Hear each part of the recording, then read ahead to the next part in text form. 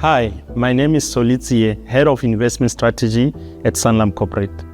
This video gives a short update on the markets for the quarter ending 31 March 2025.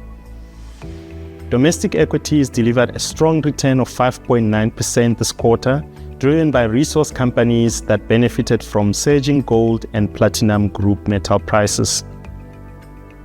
Other local asset classes, except listed property, also posted positive returns. In contrast, offshore investments face challenges from global trade tensions and volatility, with global equities down 3.8% in rand terms. Over the past year, domestic assets outperformed their offshore counterparts due to attractive local pricing and renewed optimism following the formation of the Government of National Unity, or the GNU. The Minister of Finance delivered the budget speech on the 12th of March following a postponement due to VAT hike discussions. That budget highlighted increased government expenditure for the fiscal year 2025 and 2026, requiring additional revenue measures. The minister ruled out further borrowing, citing high debt levels and the increasing cost of debt servicing, which is crowding out other expenditure. Direct increases in personal and corporate taxes were also dismissed, as these are already high compared to international peers. As a result, the minister proposed a VAT increase of 0.5% in 2025-2026 and 2026-2027. There were no inflation adjustment to personal and medical aid tax credits, which effectively raises the tax burden to address the increased expenditure. These proposals were met with resistance from some GNU and opposition parties, sparking instability within GNU.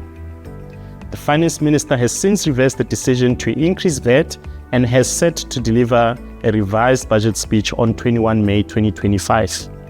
While there is consensus that GNU stability is positive for the economy and investment, ideological divides, such as disagreements on the National Health Insurance and Land Expropriation Act, remain sources of potential instability.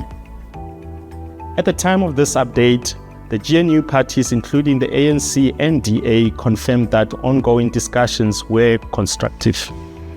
Internationally, trade policy developments in the United States have dominated markets, with President Trump announcing sweeping tariffs, imposing duties on imports from Mexico, Canada, and especially China. On 2 April, dubbed Liberation Day, he unveiled a reciprocal tariff strategy aimed at correcting decades of perceived unfair trading relationships. China responded with its own tariffs, leading to a rapid escalation, with the US tariffs on some Chinese imports reaching 145%. These moves triggered a global market sell-off, although a recent 90-day tariff pause did provide some recovery. Trump has also since shown interest in a deal with China.